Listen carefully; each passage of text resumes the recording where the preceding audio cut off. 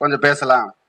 அதே மாதிரி திருமணம் இருக்குது அப்படிங்கிறதுக்கு என்னென்ன கிரகங்கள் இருந்தா உறுதியாக திருமணம் இருக்கும் அப்படிங்கிறத பத்தி பேசலாம் அப்படின்னு சொல்லிட்டு பேச போறேன்.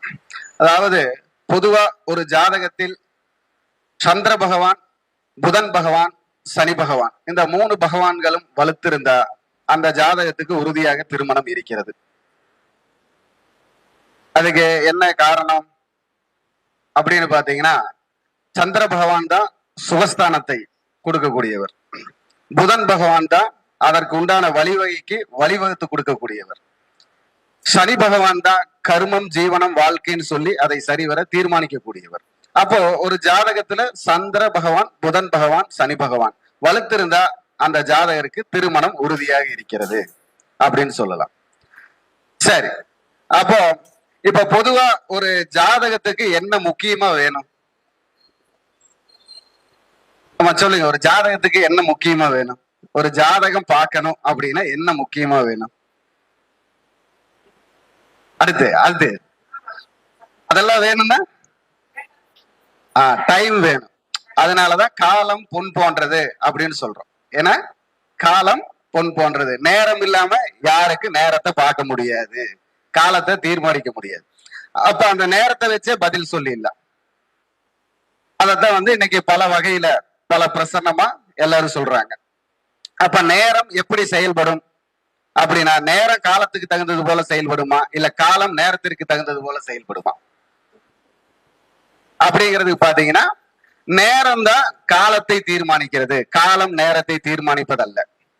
அதனாலதான் நாம அந்த நேரத்தை போட்டு ஒருவருடைய லக்னம், ராசி, நட்சத்திரம் எடுத்து அவங்களுக்கு வரக்கூடிய தசா புத்தி இதெல்லாம் எடுக்கிறோம்.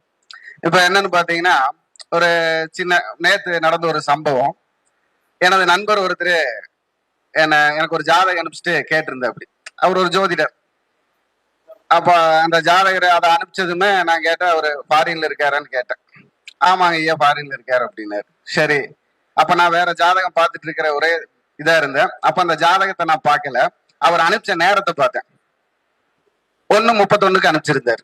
அப்ப 1:31 என்ன அப்படின்னா, அவருக்கு 1ஆம் பாவகம், 3ஆம் பாவகம், 5ஆம் பாவகம் கெட்டிருக்கு, அதனால கேள்வி கேட்கற கூப்பிடுறாரு அப்படின்னு. 1ஆம் பாவகம், 3ஆம் பாவகம், 5ஆம் பாவகம் கெட்டிருக்கு, அதனால கேள்வி கேட்கறதுக்கு உங்களை கூப்பிட்டு இருக்கிறாரு, அதை வச்சு பதில் சொல்லிருங்க அப்படின்னு. இல்லைங்க, நான் பதில் சொல்லிட்டேன் அப்படின்னு. ஆனா நான் சொன்னதெல்லாம் தப்பா போச்சுங்க அப்படின்னு. அவருக்கு ஒரு சங்கடமா போச்சு. அப்போ ஒரு ஜாதகம் வரும் பொழுது அந்த நேரம் தீர்மானிக்கிறது, இதுக்கு இப்படி பதில் சொல்லணும். அப்ப லக்னங்கிறது என்ன, நமக்கு ஏதோ ஒரு அங்க ஒரு சங்கடத்தை தீர்மானித்து கொண்டு இருக்கிறது, சொல்லி கொண்டு இருக்கிறதுன்னு அர்த்தம். அதான் 1ஆம் பாவகம். 3ஆம் பாவகம்ங்கிறது என்ன, அந்த 3ங்கிறது நம் முயற்சியை தடை செய்து கொண்டு இருக்கிறது என்று அர்த்தம். அதுக்கு அடுத்தது 1ங்கிறது என்ன, மீண்டும் அந்த லக்னம் அந்த முயற்சியால் அவதிப்படுகிறது என்று அர்த்தம். அப்போ 1:31 இதை 3ஐயும் கூட்டினா 5 ஆச்சா. 5ங்கிறது என்ன, நம்ம என்னென்னத்தை சொல்றோம், வருமானத்தை சொல்றோம், குழந்தைய சொல்றோம். அதே மாதிரி தொழில ஒரு முன்னேற்றம் இருக்குதா இல்லையாங்கிறத 5 வச்சு சொல்லலாம். அப்போ இந்த 5ஆம் இடங்கிறது அங்க பாதிச்சிருக்கு. சிலப்பா அவருக்கு குழந்தை இல்லாம இருக்கு, இல்லைன்னா குழந்தை அவ்வளவு ஒரு பிரச்சனையை அனுபவிச்சுட்டு இருப்பார், கடன் வாங்கி அந்த பைனான்ஸ் பிரச்சனையை அங்க அனுபவிச்சுட்டு இருப்பாரு அப்படின்னு சொன்னேன். ஆமாங்க, அவருக்கு குழந்தை இல்லை, அதை கேட்கறதுக்கு தான் என்கிட்ட கூப்பிட்டு இருக்காரு அப்படின்னு. ஆனா நான் கொஞ்சம் தவறா சொல்லிட்டேன் அப்படின்னு.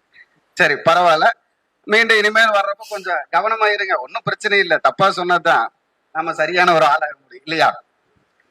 ஏன்னா 1000 பேர்த்துக்கு வைத்தியம் பார்த்தா தான் அரை வைத்தியம் ஆக முடியும். அது மாதிரி பல ஜாதகத்தை நம்ம பார்த்து பார்த்து பார்த்து பார்த்து தப்பும் சரி எதுன்னு தீர்மானிச்சுட்டு வந்தா தான் முடிஞ்ச வரைக்கும் நம்மளால் சொல்ல முடியுங்கிற ஒரு நம்பிக்கைக்கு வர முடியும். ஏன்னா எதுவுமே முழுசா தெரிஞ்சவங்க இந்த உலகத்துல யாருமே கிடையாது, முழுசா தெரிஞ்சுக்கவும் முடியாது. உலகத்தை முழுசா தெரிஞ்சுக்கிட்டா அவங்க உலகத்துல இருக்க முடியாது. இதுதான் உலக நியதி.